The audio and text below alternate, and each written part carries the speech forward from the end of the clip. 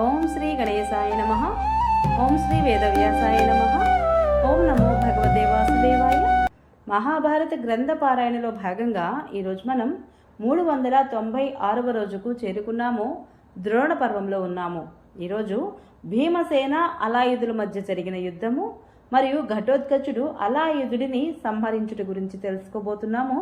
చాలా బాగుంటుంది, చివరి వరకు స్కిప్ చేయకుండా చూడండి. హరే కృష్ణ. శుక్లాంబరధరం విష్ణుం శశివర్ణం చతుర్భుజం ప్రసన్నవదనం ధ్యాయేత్ సర్వవిఘ్నోపశాంతయే.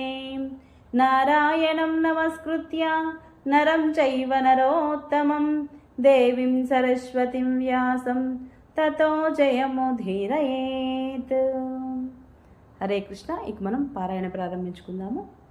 సంజయుడు చెప్తున్నాడు ధృతరాష్ట్ర మహారాజు తోటి, రాజా, ఇలా కర్ణ ఘటోత్కచుల మధ్య యుద్ధం జరుగుతూ ఉండగానే అలాయుధుడు అనే ఒక రాక్షసుడు పూర్వ వైరం తలుచుకొని పెద్ద సైన్యంతో దుర్యోధనుడి వద్దకు వచ్చి యుద్ధ లాలసతో ఇలా అంటున్నాడు, మహారాజా, మీకు తెలిసే ఉంటుంది, భీమసేనుడు మా బంధువులైన హిడింబుడిని, బకుడిని, కిమ్మీరుడిని వధించాడు. కాబట్టి నేడు మేము స్వయంగా ఘటోత్కచుడిని సంహరిస్తాము.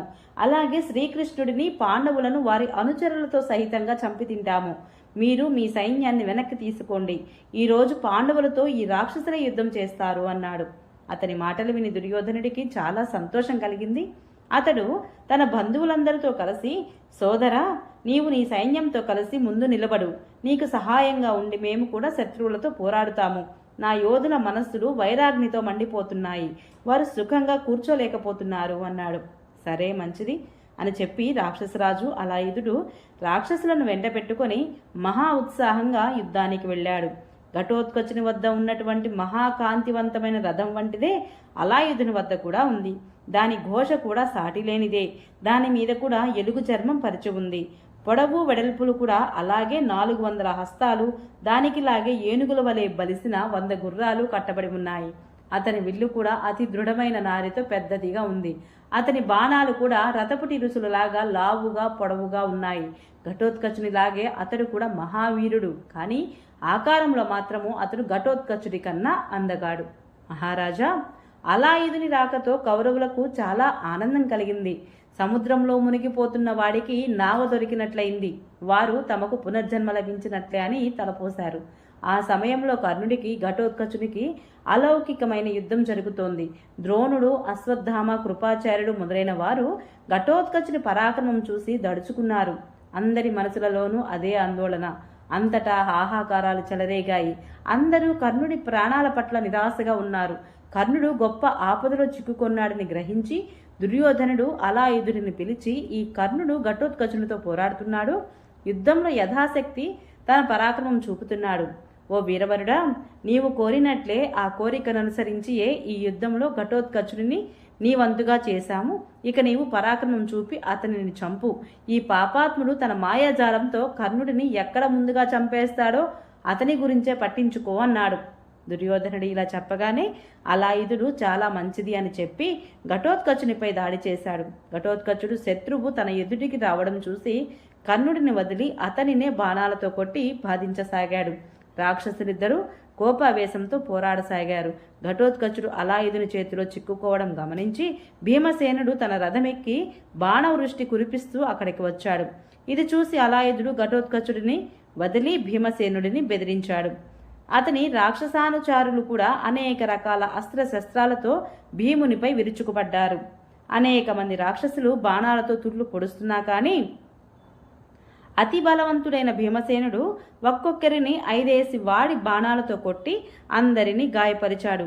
భీమునితో యుద్ధం చేస్తున్న క్రూర రాక్షసులు అతని దెబ్బలకు తాళలేక భయంకరంగా చీత్కారాలు చేస్తూ పలు దిక్కులకు పరుగులు తీశారు. ఇది చూసి అలాయుధుడు భీమసేనుడి వైపు చాలా వేగంగా వచ్చి అతనిపై బాణవృష్టి కురిపించాడు. భీమసేనుడు వేసిన ఎన్నో బాణాలను అతడు ఖండించాడు.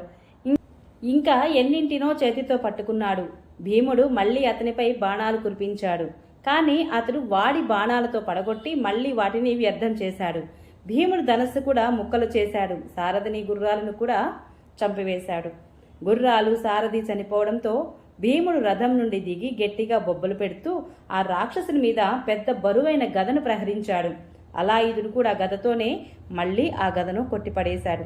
అప్పుడు భీముడు ఇంకొక గదను చేతపట్టి ఆ రాక్షసునితో తుమ్ల యుద్ధం చేయసాగాడు. అప్పుడు ఒకరిపై ఒకరు చేసుకుంటున్న గదా గాథాల వల్ల కలిగే శబ్దానికి భూమి కంపించిపోయింది. కొద్దిసేపటికే వారు గదలను విసిరేసి ముష్టి యుద్ధం చేయసాగారు.